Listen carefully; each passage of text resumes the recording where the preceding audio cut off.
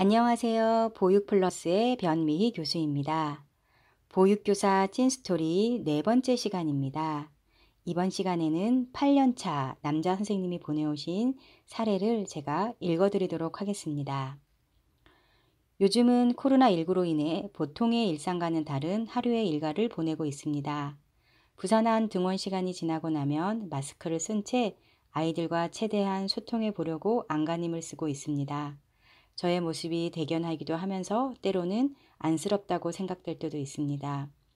아이들도 어린이집의 모든 선생님들도 힘든 이 시기에 제가 교사 생활을 하면서 가장 기억에 남는 아이 한 명을 소개하려고 합니다. 제가 만 5세반을 맡았을 때입니다. 대부분 우리 반 아이들은 씩씩하게 등원하며 선생님 안녕하세요 라며 반갑게 인사를 하거나 신나게 달려와 가방을 사물함 속에 쑥 던져버리고 놀이에 몰두하기 여념이 없었습니다. 하지만 철수는 엄마와 헤어지는데 30분, 1시간이 걸리기 일쑤였습니다. 엄마가 바쁜 일이 있어서 먼저 나가기라도 하면 울고 불고 담임인 저와 같은 반 친구들이 아무리 달래주어도 울음을 멈추기에는 시간이 꽤 걸렸습니다.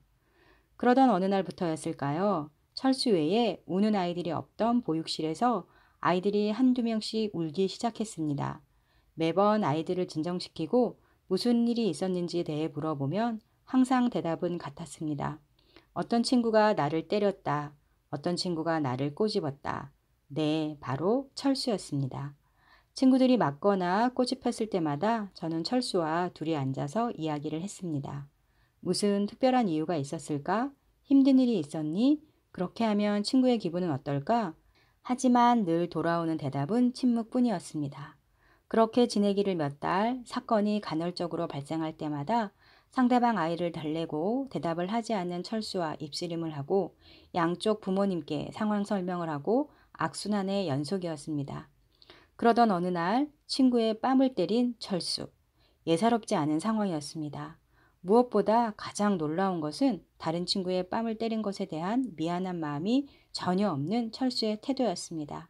그래서 평소 교실에서 탈이던 것과는 달리 다른 선생님께 도움을 청해 아이들을 맡기고 철수와 단둘이 조용한 곳으로 이동해서 편안한 분위기에서 이야기를 시작했습니다. 사회복지에도 관심이 많았던 저는 다양한 자원봉사를 통해서 여러 사례를 접하면서 지속되고 반복되는 상황이 발생할 때는 원인이 있을 거라는 생각을 하게 되었습니다. 그래서 원인이 무엇인지 아이와 이야기를 나누었고 길지 않는 상담 시간 끝에 철수는 친구가 잘못하면 때려도 된다고 생각한다는 것을 알게 되었습니다. 철수의 행동의 원인을 알게 되었지만 해결책은 너무나 어렵고 고민스러웠습니다. 왜냐하면 철수는 친구가 잘못하면 때려도 된다라는 생각을 하고 있었는데요. 그 생각을 바꾸어 줘야 되기 때문에 쉽지 않은 일이었습니다. 더불어서 어린이집뿐만 아니라 부모님과 함께 협력을 해야 이런 부분들을 해결할 수 있을 거라고 생각했기 때문에 참 어려운 상황이었습니다. 그래서 저는 어머님과 지속적인 상담을 하면서 어머니에게 아이가 했던 말을 인용해서 가정에서도 잘 지도하도록 부탁을 드렸습니다. 그리고 어린이집 자율장학 시간을 활용해서 익명으로 사례를 공유하고 어떻게 접근하는 것이 좋은지 다각적으로 조언을 받았습니다.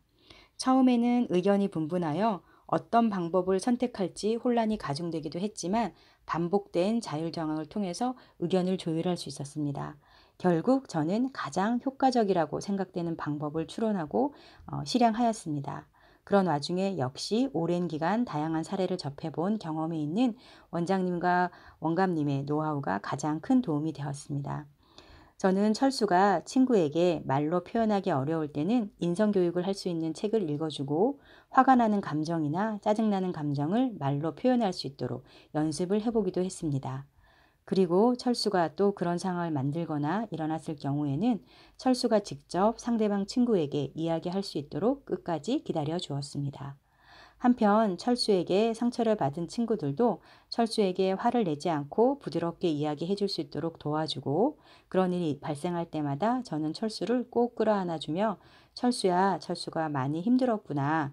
그래도 다른 친구에게 말로 표현해 주면 좋을 것 같아 라고 말해주며 철수를 조금 더 달래주기도 했습니다. 이런 과정을 겪으며 저는 내가 조금만 더 빨리 알아챘더라면 좋았을 텐데 라는 생각을 하기도 하고, 철수가 친구와 다투고 있을 때 전후 상황을 듣기도 전에 철수에게 먼저 질책의 목소리를 냈던 것에 대해서 미안한 감정도 많이 들고 반성을 하기도 했습니다. 저는 그때의 일을 떠올리며 아이들을 돌보는 직업으로서 어려운 일이나 난간에 부딪히면 혼자 판단하고 해결할 것이 아니라 주변에 있는 선임교사나 중간관리자 또 원장님께 상의하고 협력하는 것이 필요하다고 생각합니다.